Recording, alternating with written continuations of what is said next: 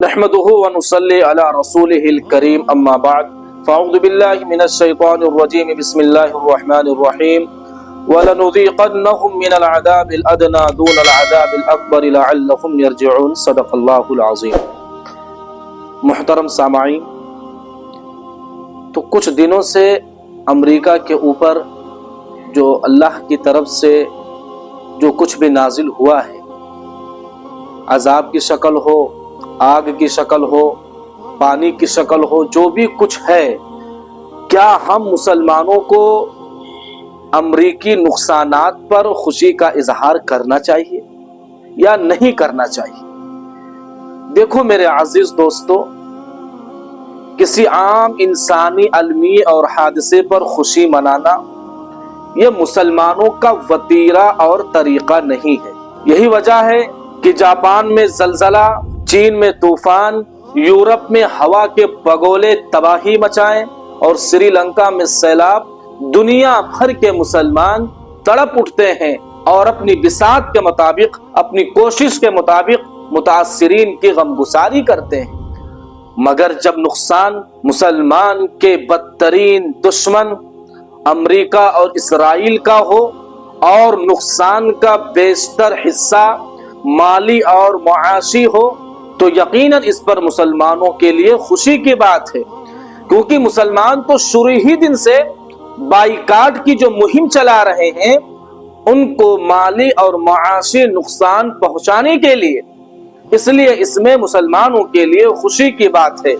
اور میں آپ کو بتا دوں کہ یہ وہ ممالک ہیں جو لگ بھگ 1,00,000 انسانوں کو، تقریباً 1,00,000 انسانوں کو، جن کی بڑی تعداد بچوں اور عورتوں کی ہے، شہید کر چکے ہیں۔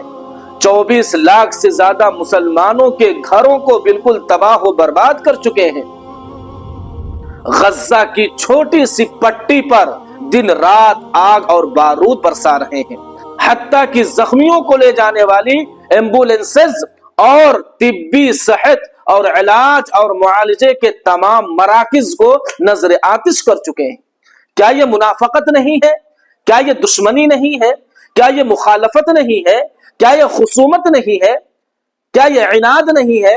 کیا یہ تضاد نہیں ہے کہ اہل غزہ اور فلسطین کی تباہی پر، ان کی بربادی پر خود ساختہ روشن خیال لوگ خاموش رہیں، اور کیلیفورنیا اور لاس اینجلس کے تباہی پر، ان کی بربادی پر آپ دیدہ ہو جائیں مگر مچ کے آنسو بہانے لگے؟ میرے بھائی اور دوستو، اللہ کی طرف سے جو ہونا ہوتا ہے، پھر اسباب کام نہیں آتے، تمام ٹیکنالوجی فیل ہو جایا کرتے ہیں، سمندر کے سمندر خشک ہو جایا کرتے ہیں، لیکن اللہ کے عذاب کا اور اللہ کی قدرت کا دنیا کی کوئی طاقت سامنا نہیں کر سکتی۔ ان بطش ربک لشدید، بے شک آپ کے رب کی پکڑ بڑی سخت ہے۔